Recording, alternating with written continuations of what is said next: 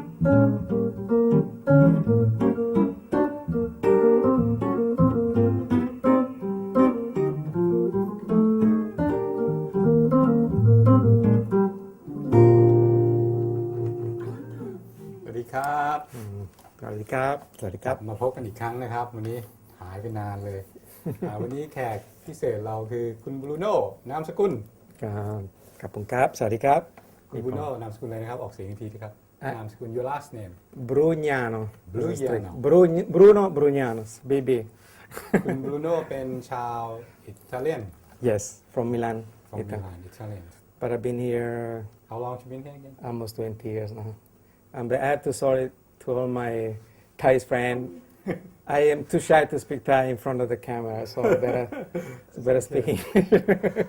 I mean, my Thai, I can get along Bangkok and I get along with people, but that's okay. It's okay. So if you don't mind, I speak. Let's start with you from Italian, from Milan. Yes, I'm from Milan. Can you tell me about your background, like? Yes, how you start, how you. Okay, I start very early when I was. I mean, you can't say but I started I was about 6-7 years old. And I studied classical first, but when I was very young. But it's very hard. You have to think when, in Italy we have a big tradition of music. I mean, especially, I would say like a classical and stuff, But I've been, since I was very young, I was very interested to discover things by myself. So I quit quite early, like a study with a teacher.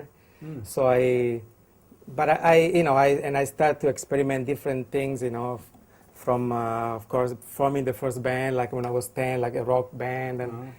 But soon, I think about when I was 15, I think I heard the first album that really changed my I turned to jazz. It was actually Stanley Clarke album. Stanley Clarke? Yes, it's strange.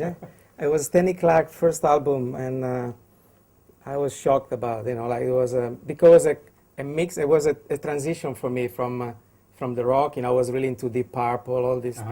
It was a transition from rock to jazz, right? It wasn't immediately, like it's. So first album there was a Bill Connors. I was a guitar player, and there was Tony Williams, and it was an amazing album.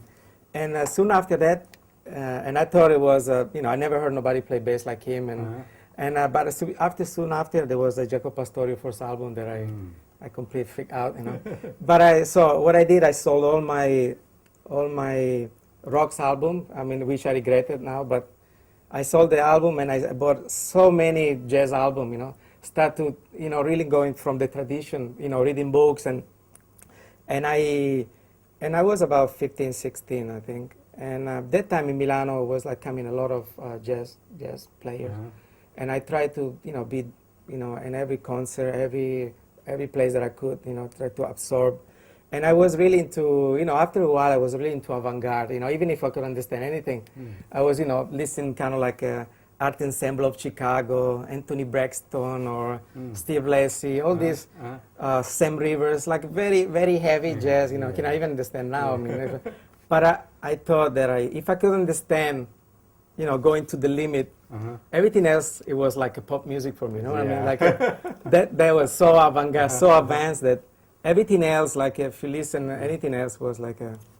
But I will say that my biggest influence probably was like a many guitar player. Of course, I started to collect all the, famous guitar player from Kenny Burrell, of course, Wes Montgomery, Jim Hall, and Tal Farlow, and all these, all this like traditional player. I will say I put on top like Jim Hall and everyone, probably is different. But it led me to the new, Palmettini, of course, plays a big influence probably for almost all my generation and even you. So when I followed Palmettini when he was about, I think the first album was American Garage, which was a long time ago, when he wasn't famous yet, especially in Italy, nobody knew about him. But I knew it was something different, something special. And so from that, I always say I have this passion about jazz, but I really never, and probably you can hear on my playing, I never really sit down and copy a lick and stuff, I'm too lazy to do that. I mean, so what I did actually, I studied with this very famous teacher, probably is the most famous teacher in Italy for jazz guitar, which all the great guitar players in Italy came out of from this guy, named Filippo Dacco. What is his name again? Filippo Dacco. He's really a legend in Italy. And his approach about learning, he was an absolutely amazing teacher. And it was so advanced that I could understand only half of what he was saying that time, It's really take time to absorb. But I think his approach was like try to minimize everything that you play, It's like sometimes we try to play mostly like we play patterns and, you learn scale and licks. And he said, actually, he was a trombone player. So, and he had a heart problem, so he had to switch to an instrument because cannot blow anywhere. So, but he didn't have money to buy a piano, which he was a great piano player. He was blessed by perfect pitch too. But I will say because he didn't have money at that time during I think after the Second War. So he started learning harmony on guitar. So his concept on harmony was so deep. In fact, he played with Django Reinhardt, he played with a lot of heavy, Gary Mulligan. Everybody was coming to Italy after the war, was always asking Filippo, my teacher, to play. But he says, but the idea is like, it wasn't, he tried to teach us, don't play licks, like we never learn in school like licks and stuff. But analyze, normally we get a song, we analyze what's the key center, of the song. And try to play, try to move less than you can. So I try to play, I don't want to explain, just play in the key more than you can, And I think this one, it makes a different approach when you play guitar, It doesn't really sound like pattern. And it doesn't sound like everybody learn from the same teacher sound like the teacher, you know what I mean? Everybody sound, you have to discover your own, you know, own way to play. And I think this really helped me a lot. Then soon after, I had a chance. We have a lot of festivals in Italy. There was a Umbria Jazz Festival, which is the biggest one in Italy. And Berkeley Music always come to Italy to do like a summer session. I read on your biography Yep. is that you attend the GIT also. Yes, GIT after I was coming there. I mean, that time when I was in Italy, I had a chance to study with Joe Pass, which, you know, I was so lucky before he passed away. And I couldn't speak English that time. I mean, and anyway, I went to Berkeley, and I had a chance to study with John Damian. I don't know if you know. John Damian, yeah. And a lot of other great teachers. But I found the American way. After studying with my Italian teacher, the American way was easier for me. So a lot of things happened in my life that I took decision after a while to leave Italy and attend in GAT, right? So I arrived in Los Angeles. It was an amazing time. I couldn't speak English. And, you know, and the first 6 months, I had a private teacher in school. They give you a private teacher. It was Norman Brown. Oh, yeah, yeah. It was my private teacher. And Norman, you know, we just play. I couldn't even ask anything, but I couldn't speak English. So I couldn't, so we just play. But he really encouraged me a lot. He said, you know, Bruno, the school is great, but you should, you know, find a gig and play. Because, and then actually what I would say, all my playing come from playing live and play and working. And, but I, you know, of course the school was great. There was, you know, just Scott Anderson, there was Joe Diorio. That time was a great, you know, really, I tried to absorb everything that I could, but it was too much. I mean, only 1 year. And anyway, and after that I did auditions, so I did this, I had this job like touring with this band from Los Angeles, and then the way I ended up to be in Thailand. In Thailand, I ended up to be like every Falang life, you know, you find a girl and you got married, I got kids, and the rest is history. But okay, then my next phase, you know, beside my love for guitar, you know, I always, like, since I was very young, I started doing my first recording when I was maybe 16. I'm playing my own music, actually. And I started to work for a record company, and I did my first album at 17, 18 years old, with a very famous musician in Italy. It was like disco music that time, but was my original music, you know. And I never had a credit for that, because that time you had to pay your duties, like to get into the industry. You say, we're gonna rip you off, you know. So there's no your name, but okay, first few albums you do, and then, you know. And anyway, I had all this passion for writing music, which I think is very related to playing. You know, just play guitar for me. I mean, I am very far away to be a great guitar player. But I would say that my approach, you know, my approach is like playing guitar, and is like always thinking like a composing, actually, you know. So when I came to Thailand, I had a chance to, you know, play at night, so I had a lot of time during the day. And because I write, like, you know, I like to write music, so I started to, you know, keep writing music, and I had a chance to work, you know, to submit some of my music to Grammy Entertainment, and they really liked it. And I start work from, and since I start work, I think I did about 100 albums here in Thailand, working for, you know, all the superstars, doing like mostly pop in different way, dance and, you know, R&B and some rock and stuff like that.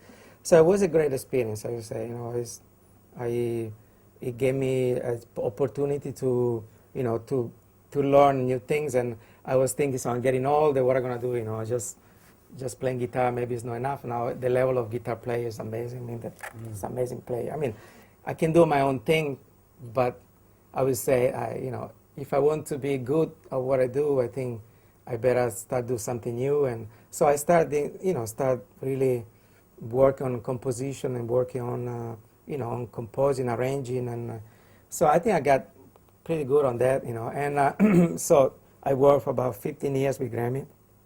The last 4 years I work, I've been blessed. I've been, you know, hired by the Princess of Bharat.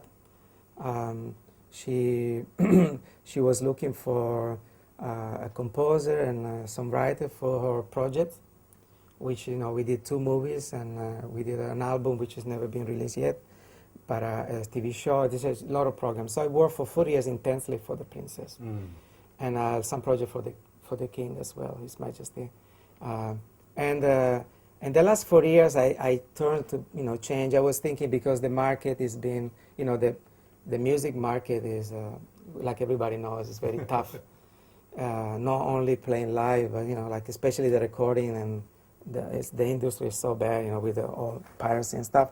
So I was thinking, what to do, in the future. And I really have love for, do music, sing with pictures, like. So I changed completely my once again my profession, and I decided to be a movie composer. And since I decided to do, I did a lot of movies. I was lucky and blessed actually to have some of my movies at Cannes Festival, some at Venice Festival. I have like a lot of awards, and since then I'm doing basically only just movies.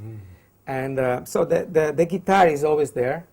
I just came back recently, can play. I've been.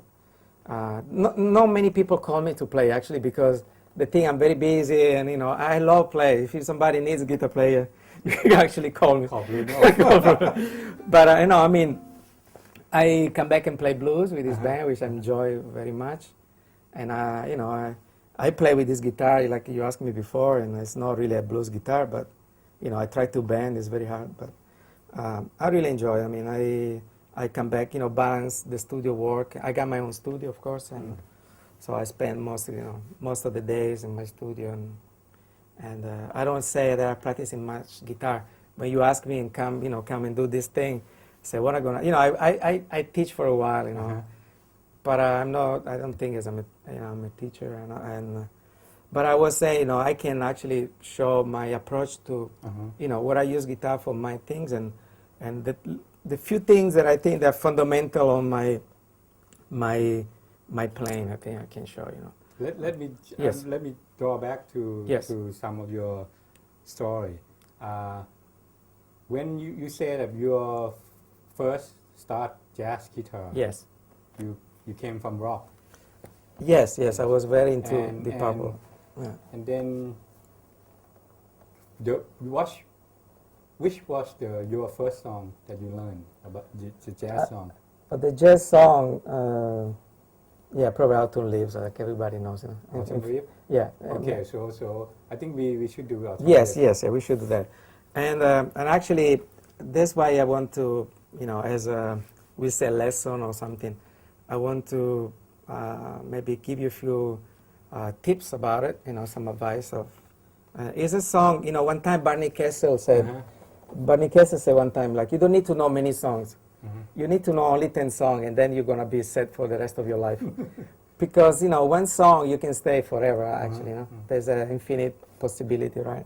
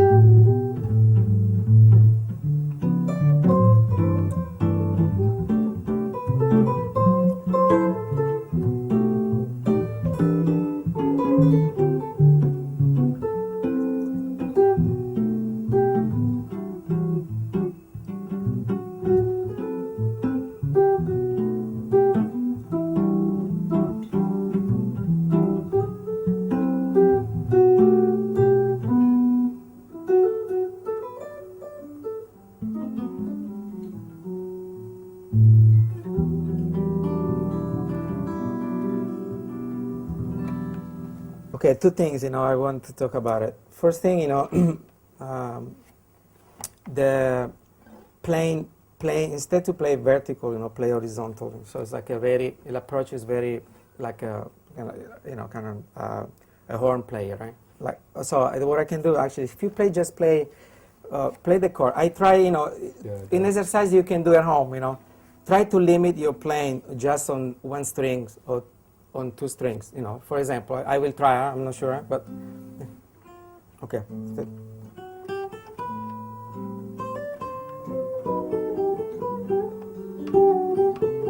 Only one string.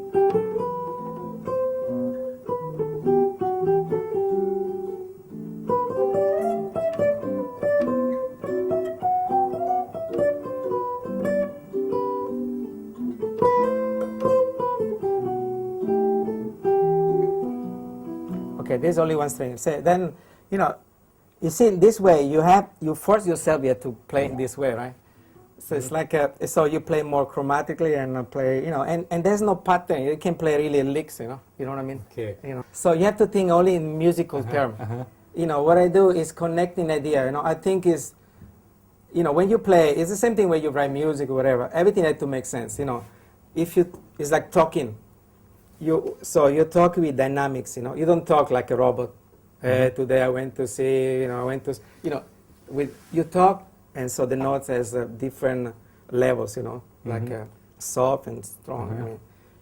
Second is so the rhythm. So we have dynamics, rhythm, and the melody connection. It's like when you talk, it's like you're talking about something. You want to connect. Just jump from one idea to another. Same thing like when you play music. You want to connect all the ideas. You want to be. But for student, yes, is that if you play like autumn leaf, yes, that means the key center you could be G. Yes. ก็คือ That's what I was telling in the beginning. Oh. So my teacher, told me like try to stay in one key center more than you can. You see, we have F sharp, which is key G. So I basically play, all the modes, like stay in. Actually, this I play mostly is a Dorian, I guess. So that means that you play. But okay, you try.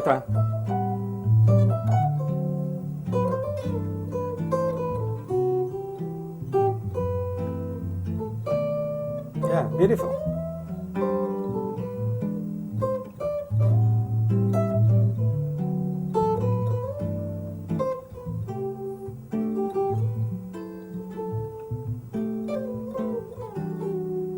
You see?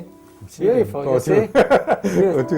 Yes, beautiful. And it forces it to be a melodic. You know what I mean? Yeah. I found this one that there's no way. The next experience, can you play a chorus? I want to show you. Now just say, about timing and I would say timing is so important, because, you cannot disconnect the three, we say, rhythm, dynamics, and melodic, so for me they all connect. For example, like you say, Beethoven, pa-da-da-da, da-da-da-da, right? If you only do, you know already what song is that, you know what I mean? So the rhythm is so strong, they really, the same thing, like, so I want to show you like about dynamic what I'm talking. Maybe please take the chord, same chord.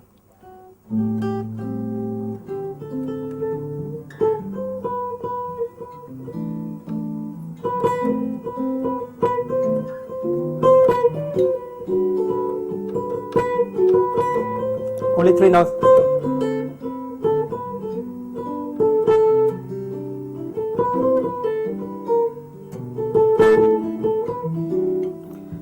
I just three notes, but I try to make a variation on the another exercise that I think I heard like Panditini doing it. เมื่อกี้คือคุณบรูโน่เล่น3โน้ต You only play 3 notes. Yeah, it was only 3 notes. You can choose any 3 notes. แล้วก็เปลี่ยนริทึมคือลิมิตตัวเองอยู่แค่3โน้ตเพื่อ for like come up with the new. I come in with working with try to do dynamics. I heard many times people great play, but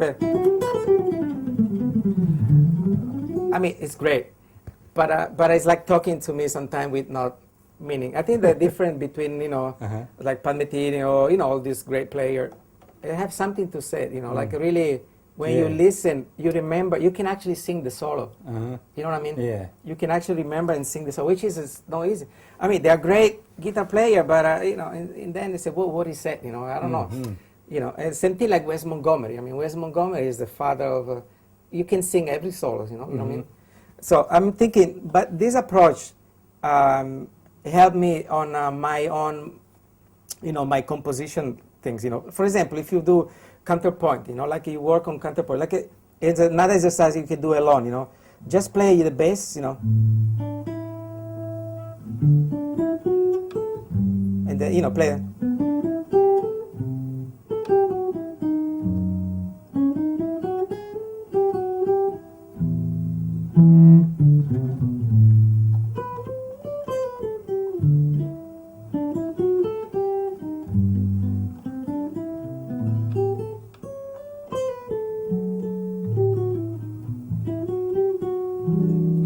It's like I just play the bass, a little counterpoint with the guitar, It's already become like the beginning of chord melodies, So it's like sometimes you say, oh, the chord melody is so hard. I know it's hard, but I think the beginning, just get the roots of the chords and try to, play in tempo, which is I think the problem of most of the guitar player.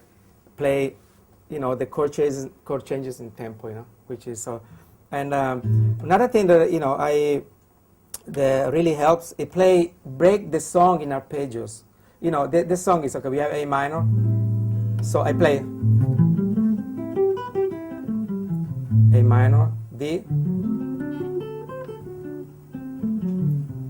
and then we have G, C, F sharp minor, and then A minor. Okay, you got the arpeggio. Now try to connect. And connect with even if you force, because another thing that hard on jazz is the swing. How do you explain what is swing? It's something that come inside. For me, helped me a lot. I play drums as well. I think I'm a pretty good drummer. Probably drum is more natural for me than guitar. I never studied, but sometimes people call me to a gig on drum. But just like Justin ชื่ออะไรนะ Justin Bieber. เมื่อวานดู HBO I wish I have all these girlfriends. เล่นกลองเขาเก่งเลย Yes. But no, I mean, a lot of people play drums. But it helped. So you play the same, you connect the arpeggio. So we have, so I play.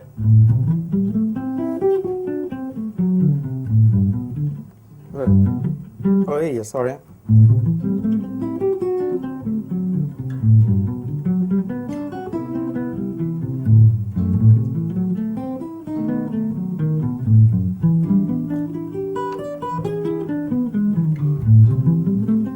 You see, this one already actually force you to play the chord changes in time. It makes instantly understand what the chord progression is, and then you learn a lot. So you should, when you get, I mean, it's not come from me. I mean, it's something that I've been taught. You should get every standard that you work. First thing you should do, just break the standing chords and analyze the arpeggios. So break the song in arpeggios. ก็คือคุณวิโรจน์บอกสิ่งแรกที่เวลาเรียนเพลงเนี่ยบางครั้งเราอาจจะไม่จำเป็นต้องรู้ด้วยซ้ำว่ามันทำหน้าที่ยังไงก็คือสิ่งแรกที่ทำก็คือหัด arpeggio Yes. ของเพลงนั้นๆ It's the only way actually, songs like John Steps, for example. I mean, it's like it's make you understand where the chord changes goes. Hear the change too. Yes, you can. You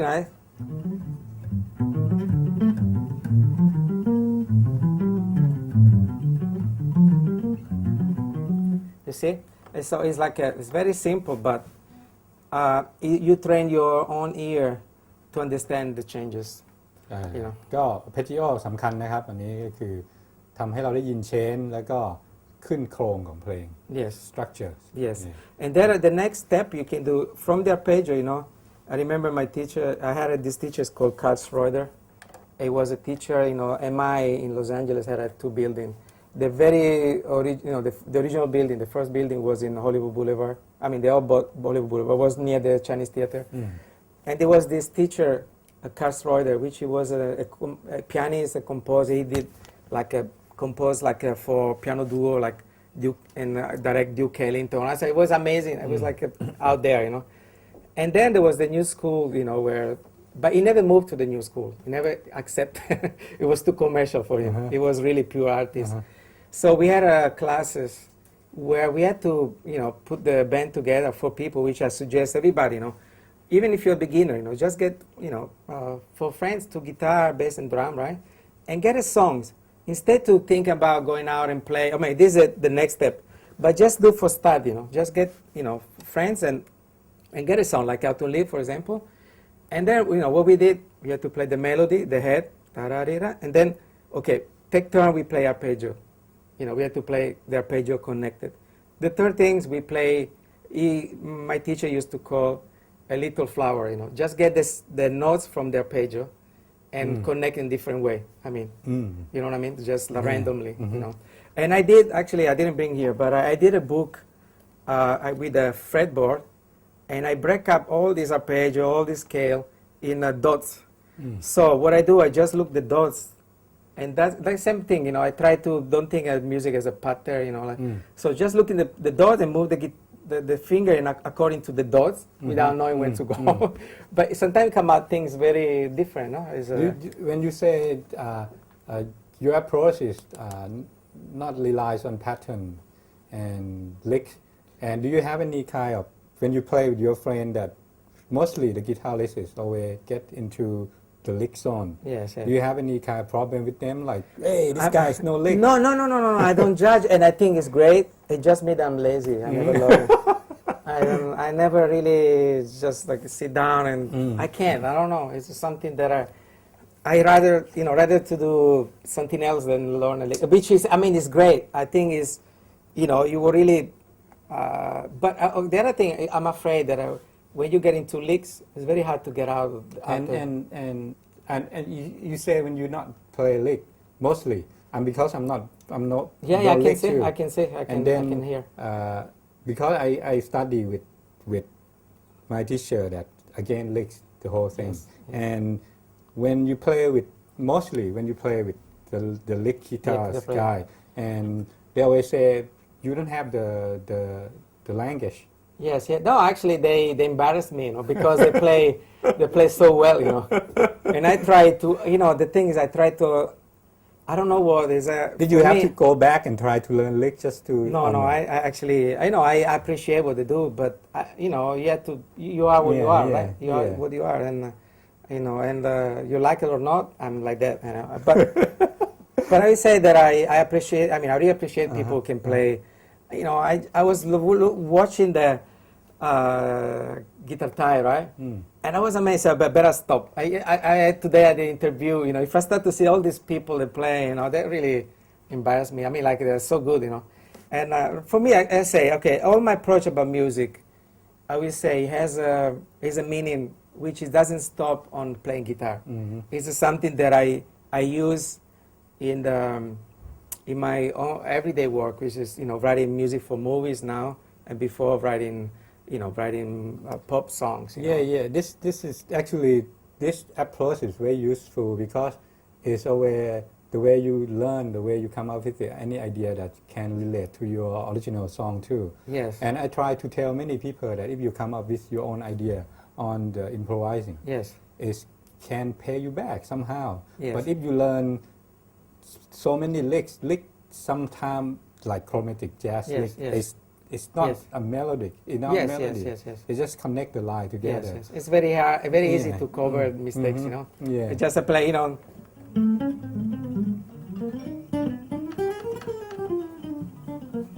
I mean, it's just, you know, it's just people do great. I mean, like you know, Palmetin and stuff. I mean, they can play. But Patman still have it's a melody. I mean, but he's, you know, he's play a lot of chromatic, Yeah. chromatin, which is great. But I like you. It's interesting what you said. You know, like I said, from your improvisation, you can actually come up with your own idea. And this is the reason why I brought this one, which is a Bach, which is a book that I would say that I study, but I suggest everybody, if you have a chance, to get into it. You know, Bach. Can I have a look? Yes, Bach. Maybe we can play something and show you. Oh, Yeah. oh, you can play. Okay. I know. Maybe I show a little bit. I can put it here. I can play. But I would say that Bach, he didn't write. He didn't, sit on piano and write the notes by note. He was improvising, and people wrote down what he was doing. It's kind of like so that's why a lot of, remember Joe Diorio, a lot of people suggest to go and, even my Italian teacher, go and back and play Bach. But not play Bach, like we can play, this is a classical way. Just play with the pick.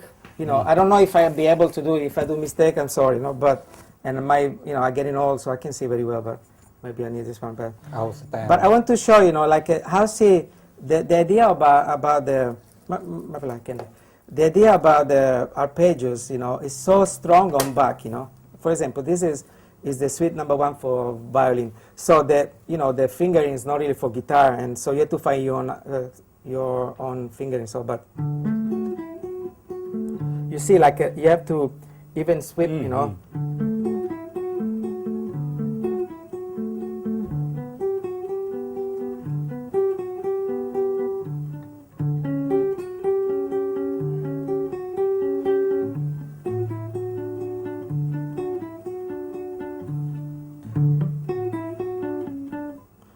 I can read this too far. It's okay. Yeah. But anyway, you see, in a good day I can read. But I will say you see the sweep in the arpeggios. It's kind of the same idea, like I say. So if you have a chance to hold in any Bach book, I think, especially if you play bebop. It's just so close to bebop. It's all connected, everything is really connected, and the chord changes are so strong. You can hear the chord go all the way through. And plus, you can really make, a good technique on it, because it's not really designed for guitar, so you have to really switch, sweep strings on. Can you do okay? Yes, I want to ask. I just want to go back to Autumn Leaf. Can you do the solo for the Autumn Leaf for just one string? Yeah. Actually, Okay. there are. We were talking about doing one string, right? Yeah. Maybe now you can do 2 strings. The next is, next exercise maybe. Okay. Yeah. Maybe we do 2 string, which give you more. Okay. Say we're still in G major or E minor. So remember, you have F sharp.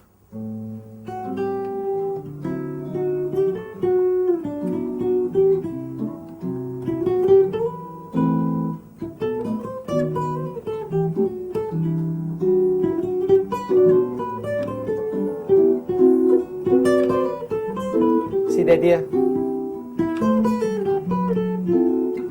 See that the same idea 3 times.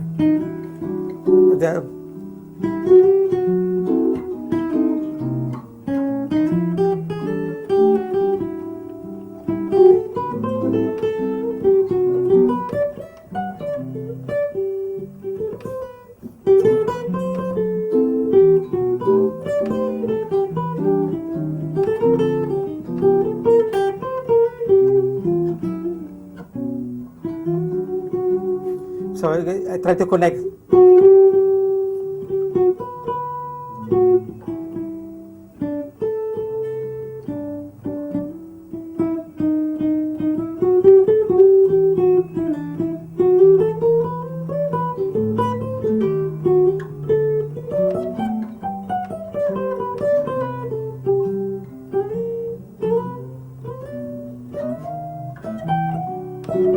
Sometimes you can go and you can play even F natural, but if it's a passing note, you can cover up, and it sounds good.